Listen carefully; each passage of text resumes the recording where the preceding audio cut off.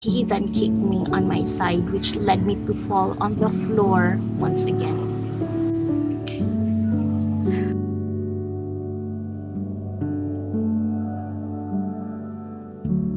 Hello everyone, welcome back to my channel, and today I will be sharing to you one of my life's greatest testimony of how I have personally experienced God's love, goodness, grace, and mercy in my life.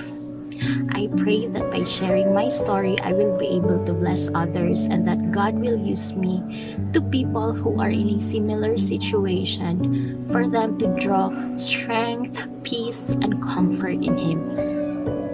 I used to think that my life is a total mess. I would often compare it to the lives of others, particularly of my friends and of the people I know. Through the years, I felt like I'm being left behind, considering everyone's progress in their lives as I see it on social media.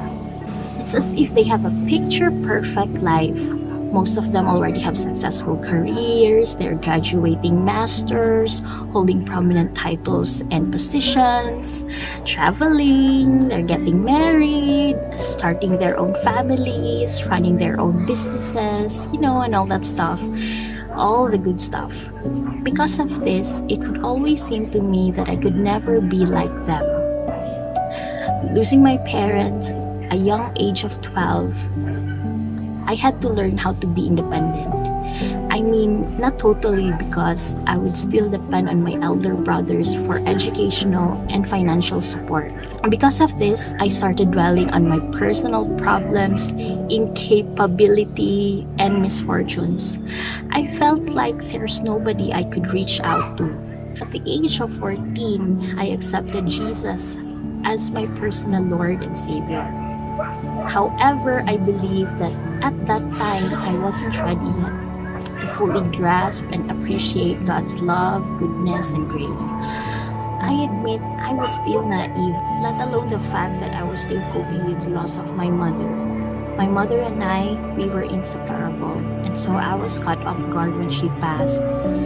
In my innocence, all I thought was that she's just away somewhere really far and would eventually come back after maybe a few months, years.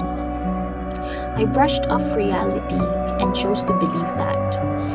Years went by and I realized I actually didn't understand what was going on around me.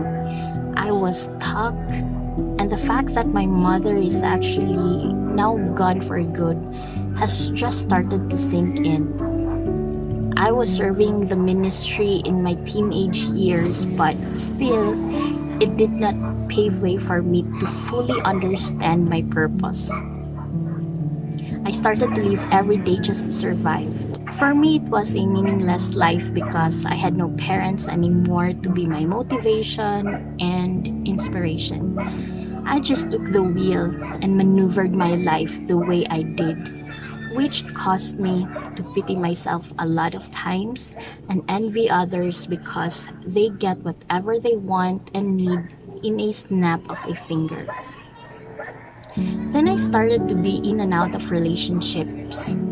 At 18, I fell in love, gave my all, took risk, fought for the relationship, thinking it was the one for me, thinking it was all I ever needed. After a while, my boyfriend at that time ended the relationship and left me for another girl. It was also when I started to turn to alcohol and partying every night as an escape. I drowned myself into what I thought and believed what life is all about. When they say you only live once, and finally for a moment it's as if life is finally making sense to me. At least, or so I thought. And then started the toxic cycle I engaged myself into, which went on for years. I committed into romantic relationships, compromising my purity because I thought that it was the venue where I could find happiness, love, validation, gratification, contentment, and a sense of belongingness. Later on, I understood that all along I have a God-shaped vacuum in my heart which I tried to fill through my relationships. I was not aware that I am not pleasing God anymore, and I am more into pleasing the person I am in a relationship with just because I thought it was what I need to fill that void in me. But you know what? The more I do it, the more it becomes exhausting for me. God gave me the red flags, yet I was really stubborn. I chose to do things my way and I stuck with the person, even if it meant compromising much of myself, even my sanity. I became a toxic person to be in a relationship with. I was controlling, needy, and self centered. And I would justify it because of my past experiences. My world literally revolved around my relationships alone. I thought I had to keep it no matter what happens because it was all I ever have. Then came quite a few episodes of self-pity, self-harm, and even multiple suicide attempts. I would always question my self-worth. I did all that I can to paint a perfect wife material girlfriend just so someone would realize that and pursue me. That felt really pathetic and desperate of me. I would then conclude that my relationships end up because I am not good enough, I am not pretty, and fit enough. I was a wreck if you'd ask me. I mean, it must be obvious by now. However, I would still find a spot to justify and keep the relationship even after finding out that the person I am with has cheated on me multiple times already. I kept it all to myself because I couldn't bear the thought of being left alone. I also thought that it was at that relationship wherein I was accepted as a part of their family, and it felt like finally I have somewhere that I belong to. I just could not give it all up and choose to be alone. I was scared to be alone. Because of this, I begged the person not to enter a relationship, even if it meant trust issues after another, multiple cheating incidents, dishonesty, and worst of all, physical, verbal, and emotional abuse. The cycle went on for almost 4 years. Somewhere towards the end, I started to question myself for sticking up with a toxic and unhealthy relationship. I often wondered why and how I allowed a person to treat me like trash. I know deep in my heart that I don't deserve it and thought that I will never find the one for me for sure. I settled for less than what I deserve and fell for the enemy's lies, thinking that if I give everything for a person to please him and show him that I really love him to that extent, he will somehow realize it and reciprocate it. I guess I had to learn my lesson the hard way.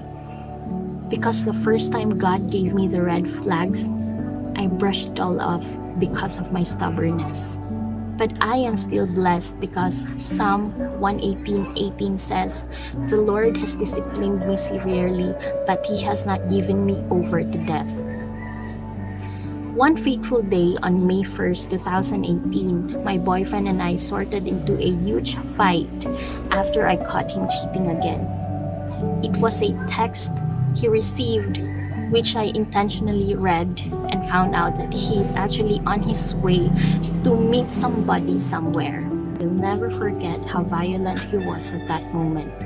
Usually when confronted, he would resort to being violent and throwing random things in the room. It has happened multiple times before and it is happening again. In that moment, as much as I could, I tried to calm myself and begged him to tell me the truth. When I thought he would also calm down and finally tell me the whole story, he ended smashing his phone, making sure it's torn into pieces, so I will never be able to read his messages ever again. It was really painful. The whole situation was a total wreck, and I could not believe I put myself in that situation. While trying to calmly negotiate with him, all of a sudden he pushed me down the stairs, and losing my balance, of course, I fell down, hit my head on the steps, and as I was trying to regain control of myself, when I tried to stand up, he then kicked me on my side, which led me to fall on the floor once again. I could not believe it. It was horrifying, traumatic, and humiliating. I can't believe how mad he was at me. He was even calling me names and pointing at me while cursing me to death. I was dazed and confused about what happened that day. I was broken, crushed, and all the more I thought that I am worthless. No man will ever accept me anymore because of all the mess that I went through in my life. One day I told myself that I will never find that person anymore. I lost hope and just learned to live with it.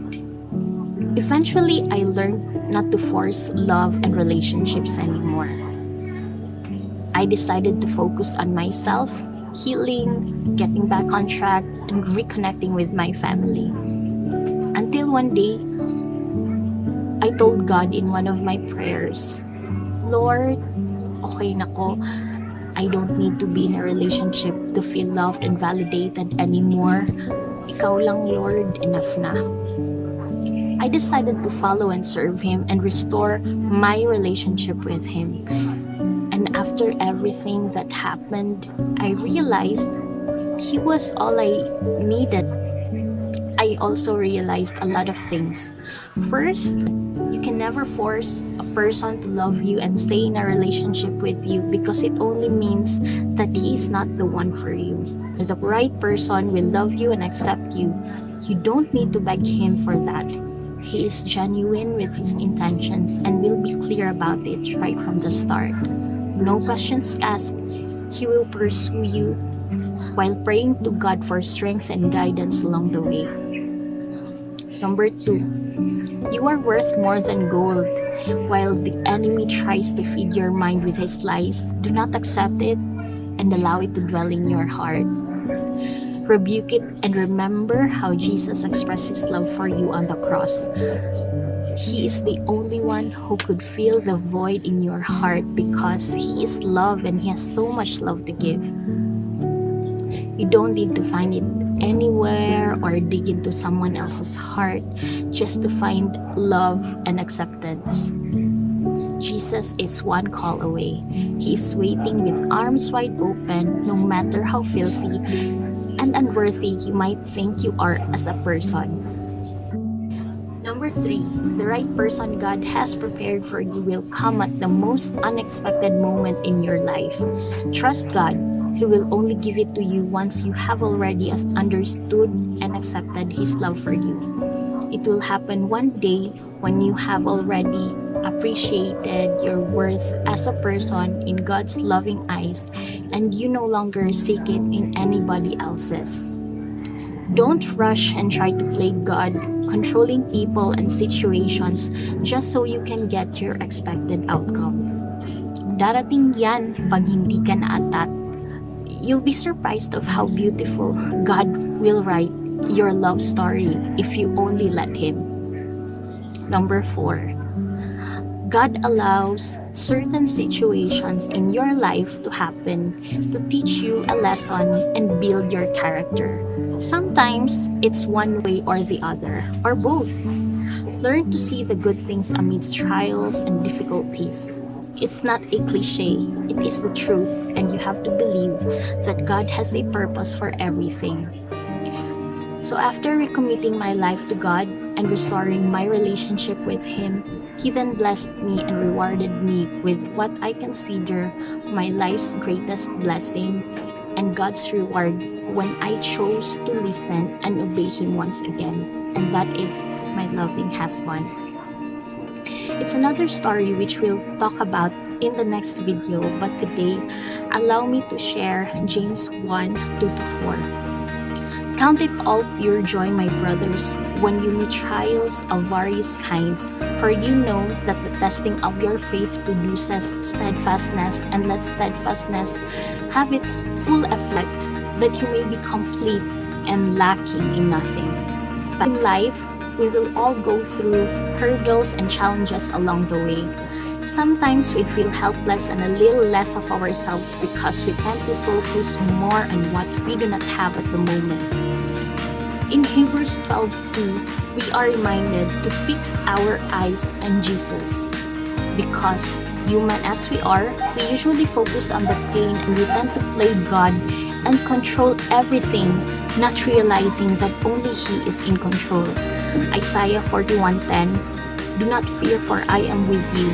Do not be dismayed, for I am your God. We also tend to rush things because we could not wait for what God has prepared for us. We always wanted everything to be instant. Also, we doubt His power to turn things around, especially when we are in a difficult situation. However, we need to remind ourselves that all these are just part of His discipline, as a parent would do to his children out of love for them, because He is our loving Father. It might feel as if He is not there at times, or you might feel alone and abandoned by Him, but remember John 10:10. The thief comes only to steal, kill, and destroy, but He came that we may have life and have it abundantly. We just need to be still and know that He is God. All we need to do is hold on to our faith and believe that He has the power to change our situation. If not, our character as a person, we just got to ask it from Him. I am Celine Clarice Ann Lumagan Dantes, once slave to worldly commitments and of the enemy's lies, but now free and restored in God's loving arms. And it is only made possible by God's grace alone. And with that, may God be praised.